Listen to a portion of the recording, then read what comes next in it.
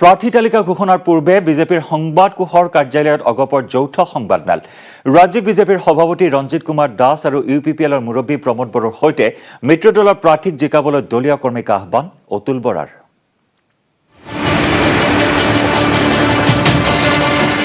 সমষ্টিয়ে টিকট কেন্দ্ৰিক বিক্ষোভৰ মাজতে বিজেপিৰ সংবাদ কোষৰ কাৰ্যালয়ত বিজেপিৰ সৈতে অগপ আৰু ইউপিপিএলৰ যৌথ সংবাদমেল তালিকা ঘোষণাৰ পূৰ্বে দলীয় কৰ্মীৰ ক্ষোভ প্ৰশমনৰ চেষ্টা অগপ আৰু ইউপিপিএল নেতৃত্বৰ সংবাদমেলত অতুল বৰা আৰু প্ৰমোদ বড়োৰ সৈতে অসমবাসীৰ আশীৰ্বাদ বিচাৰিলে ৰঞ্জিত দাসে ২৬টা সমষ্টিত প্ৰক্ষেপ কৰা অগপ আৰু ৮টা সমষ্টিৰ ইউপিপিএলৰ প্ৰাৰ্থীক জয়ী কৰোৱাত সৰ্বোচ্চ প্ৰকাৰে সহায় কৰিবলৈ প্ৰতিজন বিজেপি কৰ্মীক আহ্বান জনালে ৰঞ্জিত দাসে আমাৰ মিত্ৰ দলৰ যিমানকেইখন আসন ইতিমধ্যে আমি তেওঁলোকলৈ এৰি দিছোঁ সেইকেইখন আসনতো আমি জয়লাভ কৰিব লাগিব আৰু সেয়েহে মই ভাৰতীয় জনতা পাৰ্টীৰ কাৰ্যকৰ্তাসকলক মই বিনম্ৰতাৰে আহ্বান জনাইছোঁ যে অসম গণ পৰিষদৰ দলক আমি যি ২৬টা যি আমি চিট এৰি দিছোঁ আসন এৰি দিছোঁ সেই ২৬টা আসনতে ভাৰতীয় জনতা পাৰ্টীৰ কাৰ্যকৰ্তাসকলে যাতে তেওঁলোকক সহায় কৰে আৰু অনুৰূপভাৱে যি আমি ৮টা সমষ্টি ইউপিপিএল দলকো যি এৰি দিছোঁ তাতেও যাতে তেওঁলোকক আমাৰ ভাৰতীয় জনতা পাৰ্টীৰ কাৰ্যকৰ্তাসকলে যাতে সহায় কৰে মই এই আহ্বান এইকাৰণে ৰাখিছোঁ যে প্ৰায় ৪ লাখ আমাৰ পৃষ্ঠা প্ৰমুখে ইতিমধ্যে সমগ্ৰ অসমত আমাৰ কাম কৰি আছে ৰঞ্জিত দাসৰ সুৰতে সুৰ মিলাই অগপৰ প্ৰাৰ্থীক জয়ী কৰাবলৈ বিজেপি কৰ্মীক অনুৰোধ অতুল বৰাৰ নোপোৱাৰ বেদনা পাহৰি প্ৰতিজন অগপ কৰ্মীক 100+ আসন জয়ৰ লক্ষ্যৰে বিজেপি প্ৰাৰ্থীকো সহায় কৰাৰ আহ্বান জনালে অগপ সভাপতিগৰাকীয়ে ভাৰতীয় জনতা পাৰ্টীৰ প্ৰতিগৰাকী কাৰ্যকৰ্তাক আগন্তুক নিৰ্বাচনত অসম গণ পৰিষদ দলৰ যিসকল প্ৰাৰ্থী হ'ব সেইসকলক সকলো প্ৰকাৰে আন্তৰিক সহযোগিতা আগবঢ়াবলৈ অনুৰোধ জনাইছোঁ আৰু অসম গণ পৰিষদ দলৰ সমূহ কৰ্মকৰ্তা য'ত ভাৰতীয় জনতা পাৰ্টীৰ প্ৰাৰ্থী আছে ইউপিপিএলৰ প্ৰাৰ্থী আছে মই সেই সমষ্টিবিলাকত নিজৰ দলৰ প্ৰাৰ্থীৰ দৰে সহযোগিতা আগবঢ়াবলৈ বিনয়েৰে অনুৰোধ জনাইছোঁ মহাজোঁটক নীতিহীন আখ্যাৰে নিৰ্বাচনত মিত্ৰজোঁটৰ জয় নিশ্চিত বুলিলে প্ৰমোদ বড়োৱে আপোনালোকে সকলোৱে জানে কেইবছৰমান আগৰ পৰা বড়োলেণ্ডত বড়ো অবড়ো বিভিন্ন পৰিৱেশ সৃষ্টি হৈছিলে বিভিন্ন ধন দাবী হত্যা হিংসাবিলাক এই অঞ্চলত আছিলে আজি লাহে লাহেকৈ এইবিলাক খাম কাটিছে আৰু সেইটোকে আমি স্থায়ী কৰাৰ কাৰণে আজি বিজেপিৰ লগত অগপৰ লগত লগ লাগি কাম কৰিবলৈ আগবাঢ়ি আহিছোঁ তালিকা ঘোষণা নকৰাকৈ অগপ ইউপিপিএলে আয়োজন কৰা যৌথ সংবাদমেলে দলীয় কৰ্মীৰ ক্ষোভ প্ৰশমন কৰিব পাৰিব নে নোৱাৰে সেয়া স্পষ্ট হ'ব ২ এদিনৰ ভিতৰতে Bhaskar Jyoti Hazarika report news 18 Assam north east প্ৰাৰ্থিত্ব লাভ কৰাৰ পাছতে উষ্ম আদৰণি জনাইছে ৰাজনৈতিক নেতাক সমষ্টিয়ে আদৰণি জনাইছে দলীয় কৰ্মী সমৰ্থকসকলে কোনোৱে আশীষ ল'লে নেদেখাজনৰ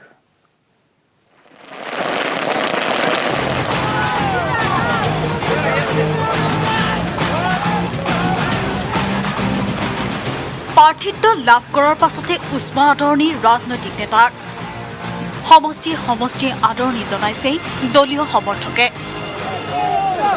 বৈঠালাংছত বিজেপি প্ৰাৰ্থীৰ ৰূপ সিং তেৰঙক উষ্ম আদৰণি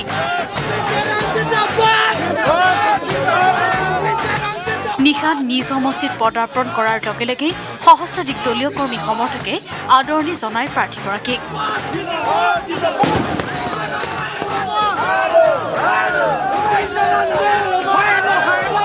বিজেপিৰ টিকট পুনৰ লাভ কৰাৰ পাছতেই ৰাতাবাৰীৰ বিধায়ক বিজয় মালাকাৰে আশীষ ল'লে মা কালী মন্দিৰত সৰুপথাৰ সমষ্টিত পুনৰ প্ৰাৰ্থিত্ব লাভ কৰে বিধায়িকা ৰজলিনা তিৰ্কীয়ে খুমটাই সমষ্টিৰ প্ৰাক্তন বিধায়িকা বিস্মিতা গগৈয়ে লাভ কৰে কংগ্ৰেছৰ প্ৰাৰ্থিত্ব টিকট লাভৰ পাছতেই দলৰ নেতৃত্বক শলাগ 2 নেত্ৰীৰ খুমটাই সমষ্টিৰ পৰা এবাৰ কংগ্ৰেছৰ প্ৰাৰ্থী হিচাপে মই আগবাঢ়িছোঁ। মিত্ৰজোঁটৰ প্ৰাৰ্থী হিচাপে দলে মোক মনোনীত কৰিছে আৰু এইবাৰ 100% মই নিশ্চিত যে খুমটাই সমষ্টিত আমি মিত্ৰজোঁটৰ প্ৰাৰ্থী হিচাপে মই এইবাৰ জয়যুক্ত হ'ম। ৰাইজৰ আশীৰ্বাদ, ৰাইজৰ মৰম, ৰাইজে সিদ্ধান্ত ল'ব। যদি বিচাৰে নিশ্চয় মই ৰাইজৰ সেৱা কৰিবলৈ আছোঁ। ৰাইজৰ সেৱাৰ কাৰণে মই সদায় মাজবাট সমষ্টিৰ বিজেপিৰ প্ৰাৰ্থীটো লাভ কৰে জিতু কিষাণে। জিতু কিষাণক ৰৌতা চাৰিআলিত উষ্ম আদৰণি দলীয় সমৰ্থকৰ। সমষ্টি মাজবাট বিধানসভাৰ নিচিনা ঐতিহ্যমণ্ডিত এটা সমষ্টি আমি পুনৰ উদ্ধাৰ কৰিবলৈ আমি সম্পূৰ্ণভাৱে প্ৰচেষ্টা চলাম আৰু আমি এই সমষ্টিত বৃহৎ ব্যৱধানত আমি জয়ী হ'ম বুলি আমাৰ আত্মবিশ্বাস আৰু দুগুণে বাঢ়ি গৈছে। লাহোৱাল বিধানসভা সমষ্টিত কংগ্ৰেছৰ প্ৰাৰ্থীটো লাভ কৰে মনোজ ধানোৱাৰে। প্ৰবল আত্মবিশ্বাসী মনোজ ধানোৱাৰে সমষ্টিটোৰ পৰা জয়ী হ'ব বুলি মন্তব্য। কেৱল চাৰিওপিনে গোটেই সমষ্টিটোত কেৱল কংগ্ৰেছ আপোনালোকে দেখা পাব। মূল প্ৰতিদ্বন্দ্বী বুলিবলৈ কোনো অন্য দল নাথাকিবগৈ যে আমি 15,000 ভোটত জিকিম বুলি। কিন্তু আজিৰ দিনত আমি আপোনাক জনাব পাই সুখী হ'ম যে আমি কমেও 30,000 ভোটৰ ব্যৱধানত আমি লাহোৱাল সমষ্টি জিকিবলৈ গৈ আছোঁ। Bureau report, news 18 Assam north east. শিৱসাগৰৰ লগতে নিজৰ গৃহ সমষ্টি মৰিয়নীত ৰাজ্য দলৰ হৈ প্ৰাৰ্থীটো আগবঢ়াব অখিল গগৈয়ে। দুয়োটা সমষ্টিতে বিপুল ভোটত জয়ী হ'ব বুলি আশা প্ৰকাশ কৰিছে অখিল গগৈৰ মাতৃ প্ৰিয়দা গগৈয়ে। মৰিয়নীবাসীয়ে নিজৰ ল'ৰাৰ দৰে অখিল গগৈক মৰম কৰিব বুলি মন্তব্য কৰে সংগ্ৰামী নেতাগৰাকীৰ মাতৃয়ে।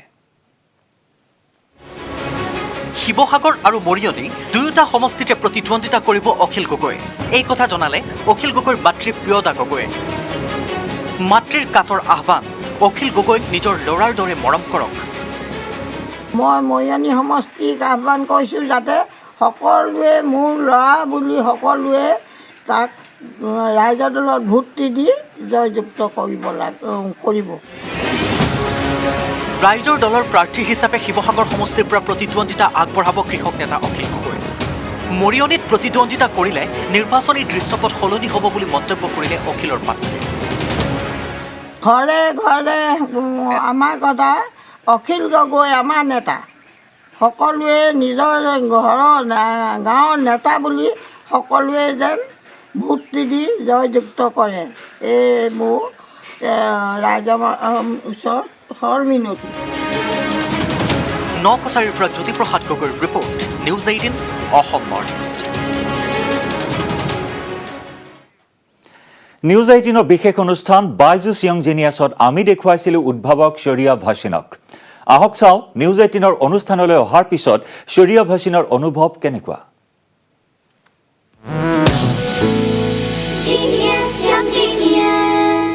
बायजूस यंग जीनियस, इस मंच पर हम मिले हैं कुछ थिंकर्स, इनोवेटर्स, परफॉर्मर्स, अलग अलग टैलेंट देश के कोने कोने से। एक ऐसे ही बहुत ही होनहार वीरवान हैं शौर्य। चलिए शौर्य से बात करते हैं। शौर्य नमस्ते, कैसे हो आप? नमस्ते, मैं बहुत अच्छा हूँ। कैसा रहा आपका एक्सपीरियंस, मुझे जरा बताइए। एक्सपीरियंस बहुत अच्छा था। जब पहले मैं थोड़ा सा नर्वस था, पर फिर जब मैं सेट पर आया था फिर बहुत कंफर्टेबल हो गया था क्योंकि वहाँ पर बहुत अच्छे लोग थे। क्या था आपके लिए सबसे मेमोरेबल मोमेंट? सबसे मेमोरेबल मोमेंट था जब मैं अंदर आ रहा था और मैंने एक्चुअली पूरा सेट देखा और and I got to meet you. अरे सो स्वीट ऑफ यू। पर आप सोनम वांगचुक जी से भी आपने राब्ता किया, उनसे भी आपने बात की? जब हम वहाँ पर थे मैंने उनसे बात करा और वो भी बहुत बहुत अच्छा था क्योंकि मैं उन्हें बता सकता था कि मैंने क्या सब बनाया है और एक्चुअली इनोवेशन और इन्वेंटर्स कैसे काम करते हैं। शौर्य एक बात बताइए, अब आप किस पर काम कर रहे हैं? आपका लेटेस्ट इनोवेशन क्या है? हाँ, तो अब मैं एक होम ऑटोमेशन सिस्टम में वर्क कर रहा हूँ। तो अब मेरे पूरे घर में मैं वो ट्राई कर रहा हूँ कि सारे लाइट, पंखा, सब कुछ उस पर चलने वाला है। Done. All the very best Shaurya, so good to speak to you. Thank you.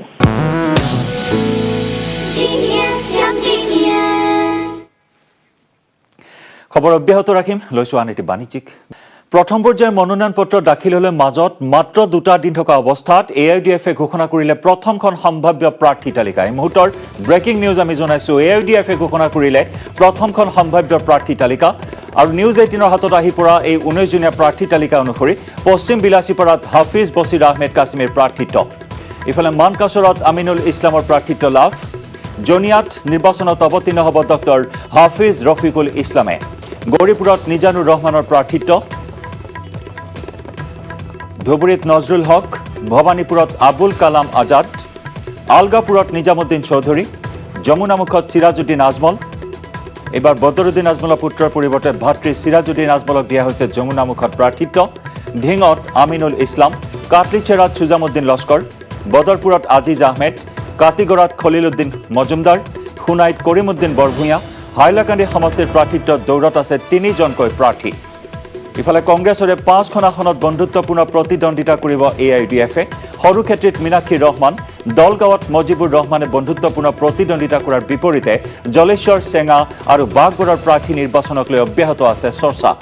টিকটৰ পৰা বঞ্চিত হ'ল AIUDF-ৰ 6গৰাকীকৈ বিধায়ক। নাওবৈচাৰ মামুন ইমদাদুল হক চৌধুৰী, হাইলাকান্দিৰ আনোৱাৰ হুছেইন লস্কৰ, দক্ষিণ কৰিমগঞ্জৰ আজিজ খান, জলেশ্বৰৰ চাহাবুদ্দিন আহমেদ আৰু যমুনামুখত টিকটৰ পৰা বঞ্চিত হ'ল আব্দুৰ ৰহিম খান।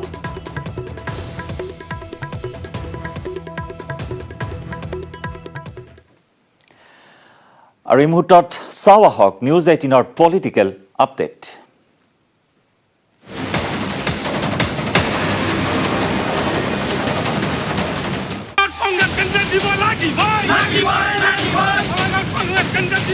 প্ৰাৰ্থিত্ব কেন্দ্ৰিক ক্ষোভৰ জুই, মহাজোটবন্ধনৰ আসন বটোৱাৰাক লৈ বহু সমষ্টিতে তৃণমূল কংগ্ৰেছ কৰ্মীৰ মাজত সৃষ্টি হৈছে ক্ষোভৰ। মহাজোঁটৰ যি টিকট কেন্দ্ৰিক খেলি মেলি সেয়া কিন্তু এতিয়া সম্পূৰ্ণৰূপে আঁতৰা নাই, কিয়নো কংগ্ৰেছে যিকেইখন আসনত চকু ৰাখিছে, য'ত দাবীদাৰ আছে কংগ্ৰেছৰ, তাত একেধৰণে বিশেষকৈ AIUDF-এও দাবীদাৰ থিয় কৰোৱাইছে। এনে পৰিপ্ৰেক্ষিতত দেখা গৈছে আজি স্প্ৰিং ভেলীত যিখন বৈঠক হৈছিল, স্প্ৰিং ভেলীত বৈঠক হৈ থকাৰ মাজতে তাত প্ৰতিবাদো কৰিছিল আৰু কংগ্ৰেছ কৰ্মীয়ে প্ৰতিবাদ সাব্যস্ত কৰিছিল। এই ধৰণৰ এটা প্ৰত্যাহ্বানৰ এতিয়া কংগ্ৰেছ দল সন্মুখীন হৈছে, ক'বলৈ গ'লে মহাজোঁট সন্মুখীন হৈ আছে।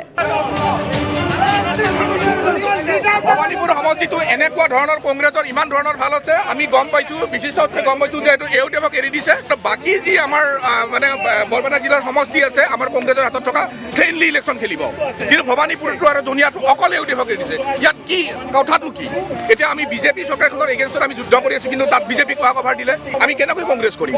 মিত্ৰভাৱে খেলক, আমাৰ ক'ব লগা নাই। মই কথাখিনি পাতি আছে, আমাৰ মনৰ দুখ, আমাৰ মনৰ কথাখিনি তেওঁলোকে জনাৰ এটা দৰকাৰ আছিল বুলি আজি আমি অনুমান কৰিছোঁ।